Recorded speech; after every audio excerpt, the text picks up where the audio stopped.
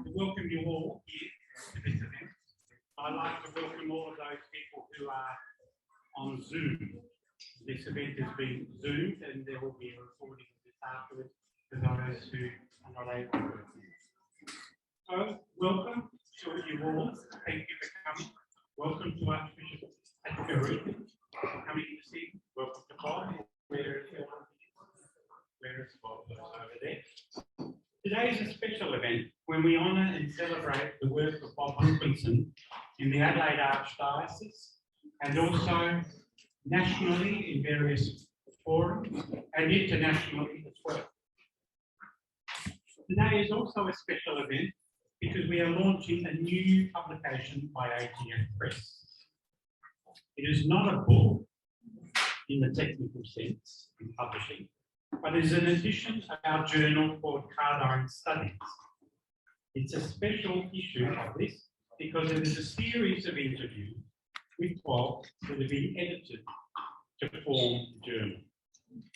As an edition of the journal, the editor of the journal and the publisher of ATF Press takes full responsibility for the final product that we have here today.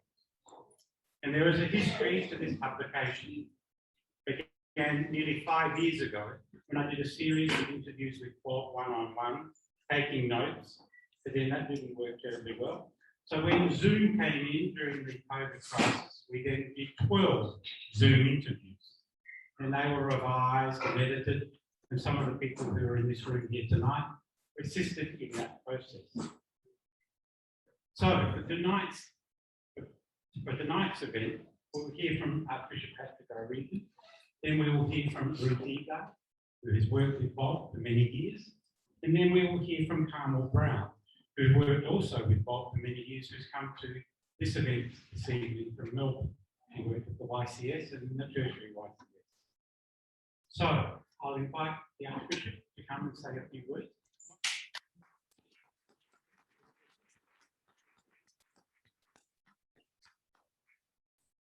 Thank you, Hilary, and good evening to everyone. Tonight, I have 3 points, and I'd like to begin these short comments thinking about soup. It's not because we're about to eat something, but I'd like you to consider soup. Sometimes it's an entree, sometimes it's called by one name: chicken soup, mushroom soup, pumpkin soup. Soup always nourishes and gives life. But there's another kind of soup, minestrone, a thick soup of Italian origin, made with lots and lots of vegetables, often with the addition of pasta and rice, sometimes both. And the ingredients are varied: beans, onions, celery, carrots, leafy vegetables, stock, Parmesan cheese, and tomatoes. Anyone hungry yet? Now, one of the great things about minestrone is that there's no actual set recipe, since it can be usually made from whatever vegetables are at one's disposal. Can be vegetarian, contain meat, or anything you like in that sense. Interestingly, the word minestrone comes from the Italian version. It does describe soup, or more literally, that which is served, and comes from the Latin root, ministrare, to serve, and sometimes called the administering of a remedy.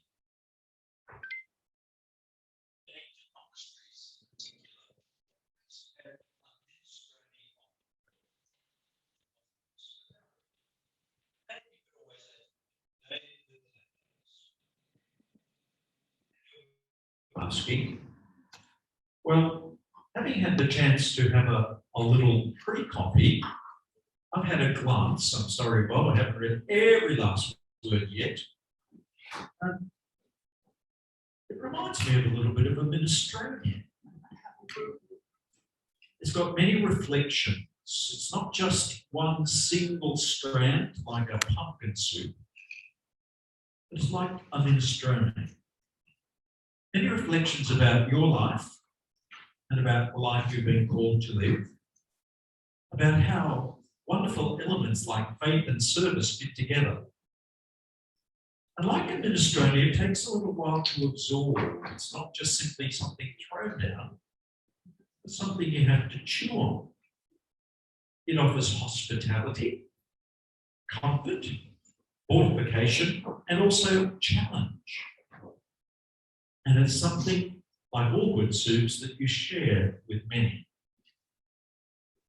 There are many strands to this wonderful, life-giving soup that you have shared with us. And there's many chapters that describe all of those things. But the way in which you do it, in a reflective and gracious and yet challenging way, the amazing recall and the detail, etc., is always satisfying. So thank you. It's interesting and engaging. Another quick thought. I know it's not a biography, but they often say that the secret of biography resides in finding the link between talent and achievement. And I think woven right through all of that is that particular element. Tons of talent and wonderful achievement. And finally, last night I was at the third night of the Catholic Schools Musical Festival at the Festival Hall, Adelaide. Fantastic. And the festival choir, which sings all these wonderful melodies, sang a particular melody, among which was the song made famous by Whoopi Goldberg in Sister Act, I Will Follow Him. And among the wonderful lyrics of Peggy March are, love him, I love him, where he goes, I will follow. Follow him wherever he may go. There isn't an ocean too deep, a mountain so high that it can keep me away. Woven like an invisible thread through those wonderful 12 or whatever it is sections is this deep sense of vocation, Bob. Being called, framed by love, enabled by one willing to follow. And reading through the wonderful trajectory of the book in its linear form is this wonderful sense of being always able to follow. Not just sort of starting here and ending up there, but going wherever, not the wind blew you, but where you intentionally follow. And that, I think, is part of the attraction of it all. So I think the words of that song are applicable to you too. Follow him wherever he may go. There isn't an ocean too deep or a mountain too high that it can keep you away. So thank you for having that tenacity and graciousness and inquiring mind and willingness to keep on that journey. It's a unique telling of the story of God at work in the world and how you have sought to be an instrument of communion. Merci infiniment, Robert. Vous êtes très gentil comme toujours. Et que le bon Dieu vous bénisse maintenant et toujours. Merci. This is Sister Ruth Eager, a Sister of Mercy in Adelaide, who's known Bob for 60 plus years, but worked with him in various forms of parish ministry and other works in the lay movements with Bob for 25 plus years. So she has a very good knowledge of Bob and his work and has read the book. And so we invite her to say a few words about this publication. Thank you, Hilary. Well, it's an honour to be able to say a few words about the little book, the interview that Hilary's had with Peter Robert Wilkinson, known as Bob. about his, well, 60, nearly 70 years as a priest. And his naming of the book, New Visions of Priesting, might have you wondering, but I'm sure if when you're going to read this book, you'll discover what it is that Bob's talking about. You will love reading a little bit that he says about his family, a beautiful family brought up by his mother, 7 children, and filled with faith and an incredible humour that I think has got Bob through his life, through the difficulties and the joys. Perhaps more importantly, many of us will be able, in reading this story and Bob's mission, to reflect on the greater human and social journey of the world and the church during these times. They're our times too. It may help us to understand a little more of the greatness of the work of the Spirit and of Cardine in bringing Bob and us and the church and the world to a totally different place. And this over nearly 80 years. Well, yes. Almost the first paragraph that you'll read in this little book outlines the enormous shifts in the thinking, in Bob's thinking, from Christians living their life in the world to Christians taking part in the great global mission of humanity. That's a big shift. I hope you will notice it. A person, as Bob is, open to change, his study and reading being sociological as well as theological, and opened himself to listening to the signs of the times lived through the lives of the people he knew and of the larger world, have brought about these changes in Bob. I think in the Vatican documents we will have read many years ago, how important are the signs of the times, as well as our faith and as well as our action. So all of this has happened within the framework of his knowledge and faith, love of Christ and the church, and the Catholic traditions of our church. The intriguing part begins in his introduction to the seminary in 1947, aged just 14. Several years older than him, and also a student, was Joe Greeley, a former diocesan priest from Adelaide and a great friend of Bob's. Before going into the seminary, Joe had been apprenticed as a boilermaker, had strong ties to his parish, to the burgeoning and also to the burgeoning YCW. This friendship became for Bob the beginning of a reading of both society and the church, which to this day has informed his whole priesthood. His capacity to communicate with the young gave him a meaning and conviction that was central to his life as a priest. So what was it that Bob met in this YCW world that was so different from his seminary training? These small groups met weekly within their parishes, young workers for the most part, who for the first time in their lives met their peers and were encouraged to listen to each other's stories. They listened and also reflected on the Jesus of the Gospels. Each week, the leaders met with the priest to prepare this meeting. The priest did not lead the meeting of the YCW. He was there to encourage and to listen, but importantly, never to lead. His was a presence of mutuality, an important formation for any priest. Always these members, young YCWs, young Christian workers, were challenged to action. They learned that they had a mission to carry out. Not only the priest, but their lives held mission and had the power through this method to transform and transcend some of the limitations forced on them by the circumstances of their lives. Through this commitment to ongoing formation, These young men and women became leaders in every place they inhabited. Some within the church, others in the world of work, in politics, in business, and other very vital occupations.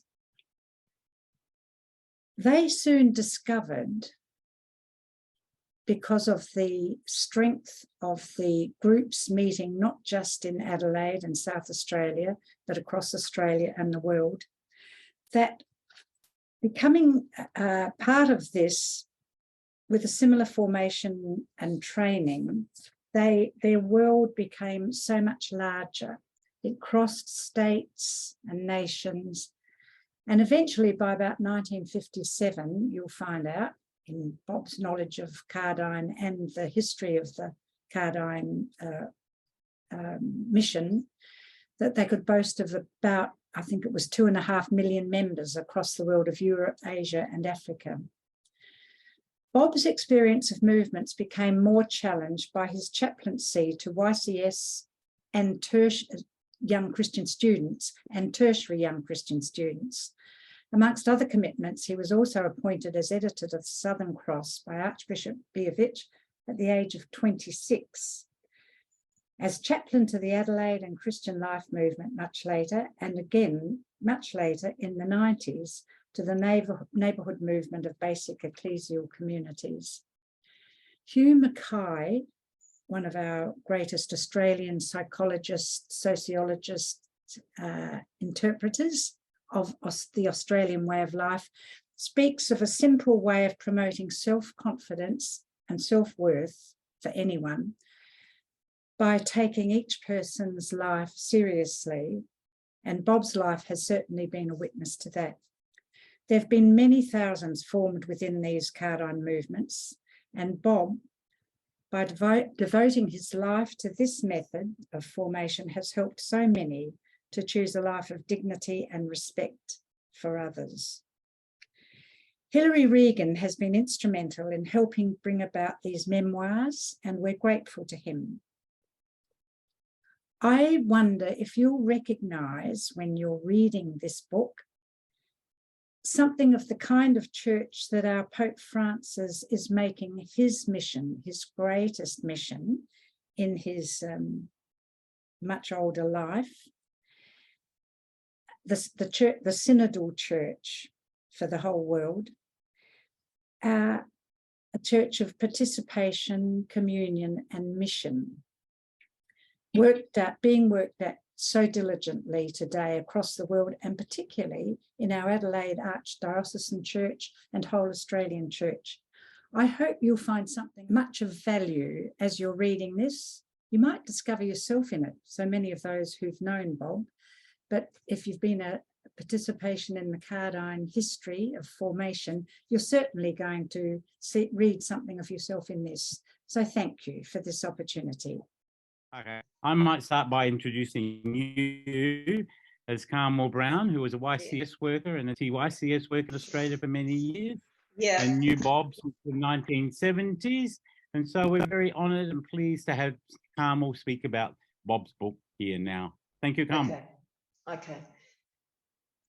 Hello, everyone. I'm Carmel Brown, and I first met Bob Wilkinson in 1972 at the National Exec meeting of the Young Christian Students. 50 years later, almost to the month, I'm deeply pleased to still be calling him my friend, and very happy that there is finally an account of elements of Bob's remarkable life interwoven with his vision of church and humanity. So good on the ATF via Hilary and Gabriel for taking and persisting with the initiative, and Bob for his commitment and energy in presenting his life and vision. I'm putting it out there. I deeply appreciate the opportunity to speak about 3 areas, among others, which stopped me in my tracks when I read the text. So those 3 areas have to do with placing the church within the project of humanity, Bob's belief in and the strategic importance of youth, and the distinction he makes between formal and informal faith formation. Now, on the first one, I expect Ruth and Bob have more to say about Bob's analysis with regard to the church, priesting, and his hope for a movement based on ecology.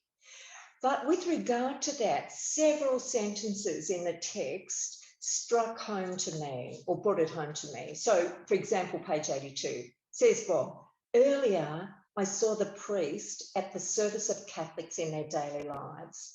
I still see that, but now located within the mission of humanity to save the planet. Given that COP's happening this week, that even has more importance for me. Bob links that vision to the question of what distinguishes humanity, which is itself, at least among some people I know, it's a contemporary question. I love these words.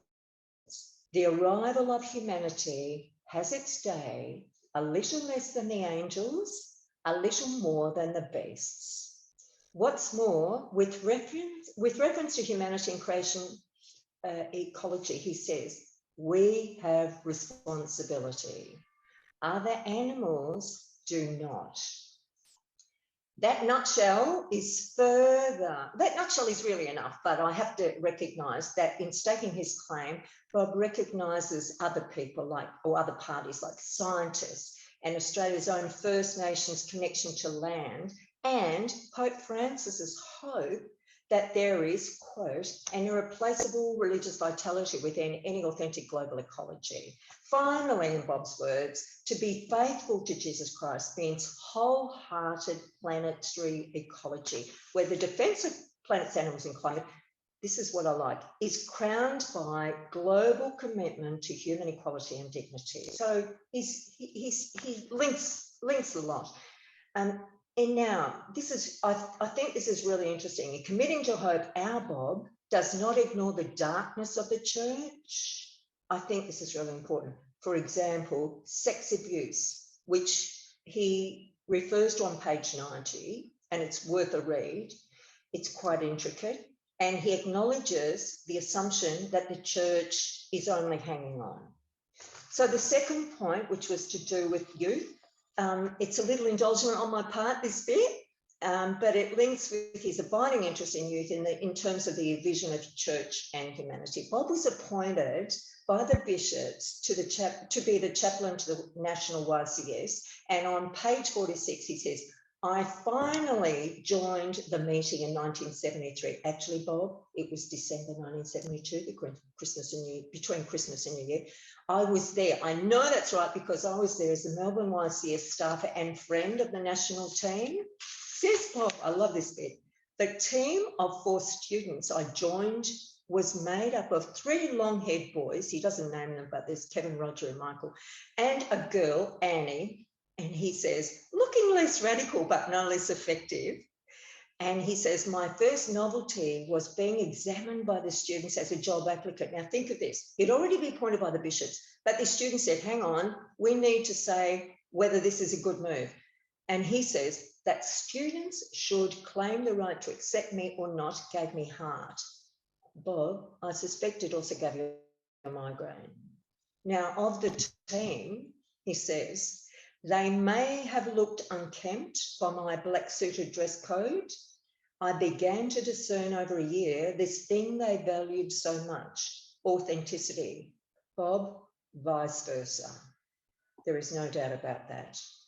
Back to the text, he says, it was my conversion, that time of his contact with the YCS was a conversion to a radical movement. Now here, Bob, I think he refers to a link with the International YCS, which developed from that year. And his link, as is well covered in the text, included at the time student leaders in some countries being killed by regimes. Okay, there's much more to say in the text with regard to his international experience, especially that bit, Hilary, you'd remember this on the link with John Monmouth, Papua New Guinea. And then the third point is with regard to the distinction he makes between formal and informal faith formation. Hilary, cut me off if I'm speaking too much. But that link with formal and informal rings a bell with me because of having been a teacher across sectors both schools, university and TAFE, where incorporation of experience is something I have worked towards in my own work, and at least in some areas is much more these days commonplace. So my antenna was up when I read that, on that distinction between formal and informal. So I had several reads. The agenda, he says, of informal formation, as in lay movements, finds its unity not in the subject or issue, but in the complex life of the participant. So he makes the point that the agenda of the more formal is the curriculum, which yes, as a teacher, I get that. But in terms of lay movement, it's the life experience of people, which is the starting point. He takes that further. So what are the implications of that for the institutional church and priesting? Now, there are times, Bob's not exactly, you know, he's not sort of, he doesn't go along to marches and waves the banner, but he actually is quite radical in some of his assertions. So he challenges the implications of that point of the distinction between formal and informal for the institutional church and priesting. So he says on page 32, is there a major oversight in the investment of Australian pastoral energy? We have scarcely examined, he continues, over the last 50 years, whether institutions, texts and courses have so merited church attention that nothing comparable in resources and thinking has gone into the apprenticeship model of faith formation that voluntary lay movements once offered. Now, I don't think, and having read the text, I know that he's not saying give away Catholic schools or adult theology, but the difference that he makes is quite significant. Now, if you've got time, there's a couple of just final notes that I'd like to make. Here's a question I asked when I was reading the text. Was Bob's appreciation of Cardine, or his love for really, Cardine in YCW, strengthened by his own working history? Because I hadn't known this, but read the text, because he says during seminary days, Bob worked as a postman, a messenger for Elder Smiths, conductor on an interstate train, the now Indian Pacific, and customer service with Myers. And he describes his work with the Southern Cross as factory experience, because he had to go on the ground as the manager. He had to go down to the printers. Secondly, Bob's acute attention to social dynamics. For example, and I think there should be a thesis on this, he links the use of cars with the decline of parish life. He notices that priests are trained to give sermons while the young are not interested in sermonizing. There's something in that for all of us. Thirdly, and finally, his deft and often witty way with words, even the title, priesting. Really? There's this secular friend of mine, and I was telling her about it, and she said, oh my God, the millennials would like that tendency to create verbs out of nouns. Somewhere else in the text, he even refers to depthing. Now, Hilary, I wonder if that was a typo. Depthing. Okay, finally, while the title emphasises priesting, this is a read for all of us. Bob's profound love of and hope in the church and humanity leaps off the page. I reckon this is a text to pore over, and let's all look for our own gems. Okay, thank you. Thank you, Ruth. And now, down at the moment, we've asked Bob to come and say a few words.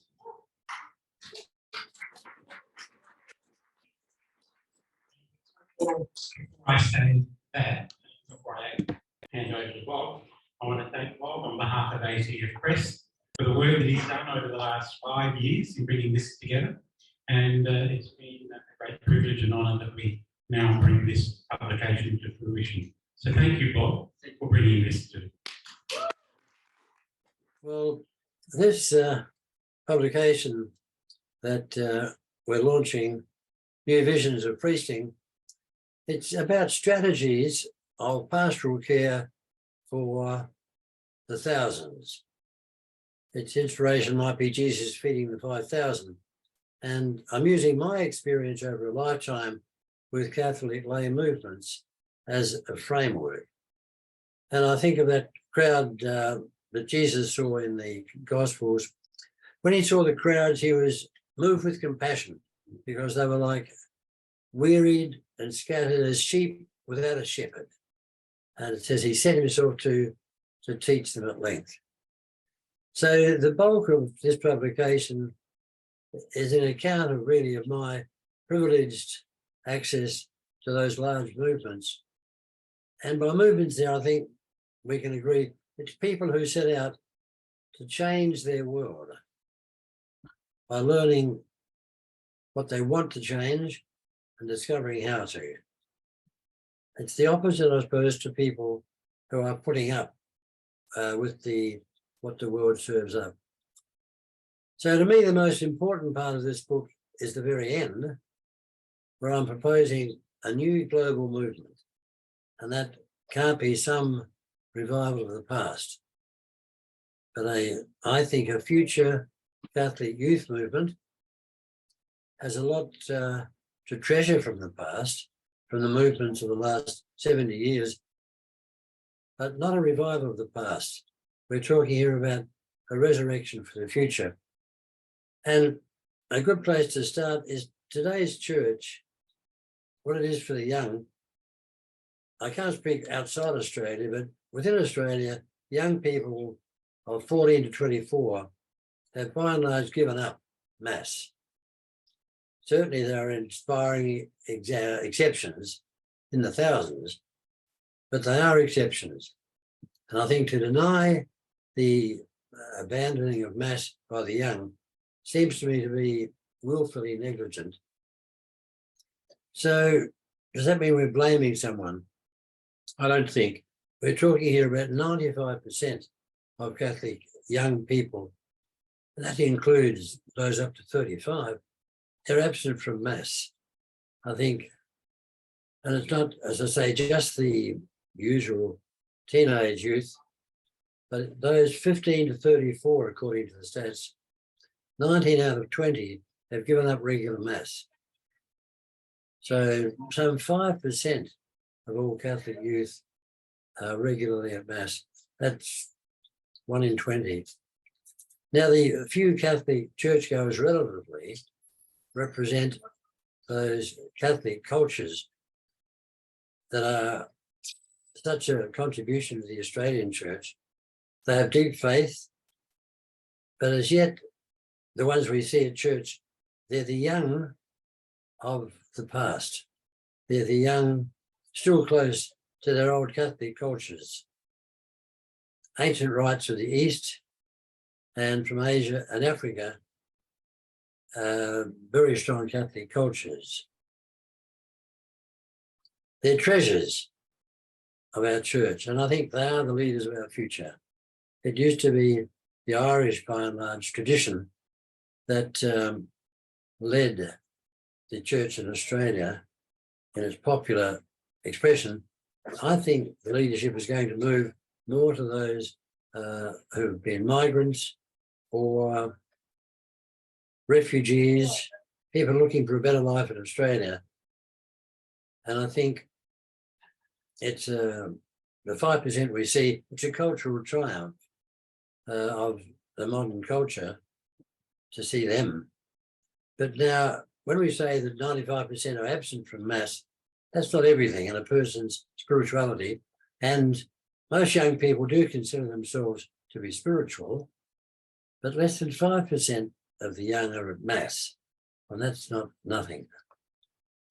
Just by the way, in brackets, I would say that the best waste of time that I can think of, or the biggest waste of time, is any two of parent, teacher, and priest bad-mouthing the third as the cause of all problem. It's easy for a parent and a teacher to say, well, it's the priest, really. And the teacher and the priest will say, well, what can you expect with today's parents? Then the priest and the parents can say, well, teachers are a worry. I think it's something much larger at stake. So today is a world where school teaching alone won't communicate Jesus Christ as the meaning of life. That's a fairly challenging thing to say. and nor can better liturgy alone reveal the church as a spiritual home. Some priests get upset to say that. They feel it's wrong to give such potentially bad, sad news for the Catholic faith.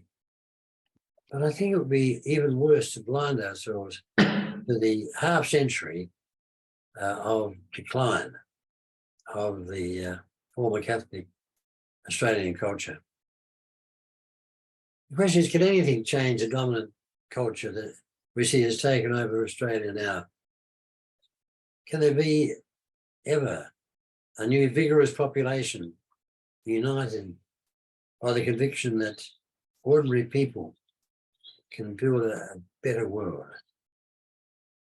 Can our typical Catholic young really emerge as strong in faith, leaders capable of transforming the world at home, at work, in society? Well, if we say the Our Father with some thoughtfulness, we do believe that. We say in every Lord's Prayer, your will be done on earth as it is in heaven. So, have we ever seen with our own eyes a social movement that does take on society, well led, that introduces a new culture? We see it, I think, constantly. If we look around, we see the women's movement, the land rights movement, Black Lives Matter, the anti-apartheid movement, anti-racist movements, gay rights movements. All of these have taken on society. So this book is trying to recover the story of a crisis among the young that once was. It's the year 1900 in a down and out, no-go industrial suburb in Belgium. A young curate was warned by other priests that his is a hopeless population beyond church. The priest already knows that his one-time class friends have entered the world of the factory and they've suffered that alienation from church and from the gospel. It engulfs them, that factory culture. And to that young Belgian priest, Joseph Cardijn, this was quite intolerable because he came from workers himself, but he had this passionate faith. We're sometimes overcome by facts. He was equally challenged by his faith that every young worker, he said, was worth more than all the gold in the world. He didn't see them as a problem. Young workers weren't the problem, he said. They had problems, but they were the solution. If only they encountered Christian faith in themselves. They were a precious resource, not a problem. I think that's true of the 19 out of 20 young people not going to church in Australia. Jesus said that we are each and all God's children, invited by God to make our difference. These are the sort of things that can either be a bit like motherhood statements, or they can be revolutionary. Jesus said even a glass of water given in his name had its place. And this Joseph Cardijn, gathered a small study circle of seamstress apprentices, the most harmless group in the world. But he didn't gather them to teach them. He gathered them to demonstrate his faith in them as a priest by the questions that he provoked. Their questions about their own experiences, their own beliefs about the differences that they were making. For 15 years, they called themselves the young apprentices. But after World War I, they changed that to the Young Christian Workers Movement. From seamstresses, what came? By 1927, 12 years later, that original group of a few dozen had grown to an international movement. It had 17 journals being published. Their newspaper in France had a circulation approaching 1 million. Cardijn's movements, far beyond just the workers, would become many millions, and they helped to shape the future of the church in the former Vatican Council too. But Cardijn shared the conviction with those apprentices that the culture they were living in was in their own hands. He said, the choice is yours as long as you're together. He said a new culture could be theirs, as friends, as district, as church, as a nation, globally. That's dynamite. Have any of our young people heard that message that the world is in their hands? And for 2 decades, it continued to grow. So if we cut back to Australia today, but let's not start from the church-going problems of the young. That always sounds a bit more like a churchgoer's problem. The suffering of the young is much deeper, and their spiritual hunger is much more than not going to church. There is talk of time to time of restarting those young Christian workers, and to the extent that happened, it would be doing a lot of good. But in Australia, at least, there's no strong young worker culture of any kind, Christian or secular. The problem of today's world and today's young is not specific to young factory workers. It's the problem of humanity. It's a problem of our common home, the earth. Cardine saw the world of the factories as a place of suffering. We see clearly the earth, the whole of humanity, sharing a problem about their common home. Here's a different statistic. Australian culture includes, among those 15 to 24, half of them have no mental health problem, but half, somewhere along the line, look for medical treatment for anxiety. Now that might be not critical, it might be worries over an exam. More concerning is that 1 in every 5 or 6 are under treatment for a severe mental or emotional state. The anxieties of today's young, they say, and this is what the young say, they're anxious about mental illness first, then alcohol, then drugs, then their body image. And if we look up from the personal to the world scale, it's true extreme poverty has lessened, but millions are poor, cast out by droughts, famine, floods, fire. We see poverty still, violence, homeless, jobless, people starved, thirsty, people in despair of the wealth of the few. And that loss of self-respect, loss of family, loss of faith, above all, the loss of purpose, mean that today's, at first sight, blessed and endowed young people face a real spiritual poverty. I think in the face of that, a range of problems like this, Australian problems, global problems, the gift of the church is its best kept secret. The good news that Jesus wants every person to know they're a child of God, each sharing their own mission to create life, a new stage of the world around them. The earth is only out of control if we ignore our mission. And this is, I think, it sounds a bit like a sermon, but in fact, I think it's a challenge to save the globe. It's a dimension of the environmental crisis. God wants us to choose him as our Father, who's inviting us to create a new world with one another. And we can only grow as brothers and sisters in our common home, the earth, if we do grow with him as our Father. So the main purpose of publishing this particular work is to spread my belief that we're called as church to accompany a new global youth movement in its total body and it's as a Catholic component of the universal environmental movement. I believe it's called to take a vital part in saving the world. This is not just a matter of getting people back to church. This will inseparably invigorate the faith community as a part of the world community. And it's not some nostalgia for the past.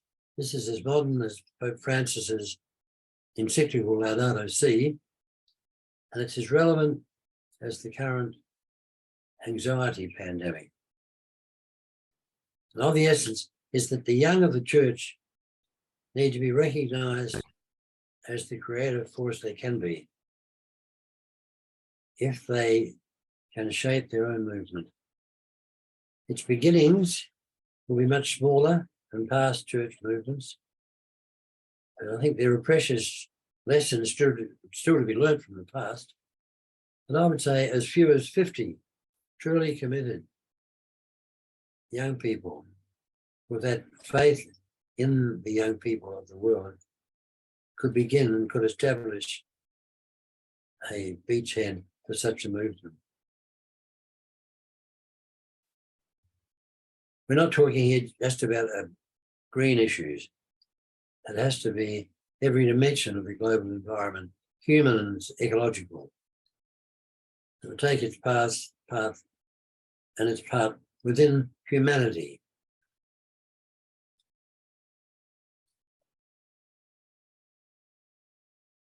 If it's accompanied by our living faith in them and their world, a youth movement committed to the environment will take its part.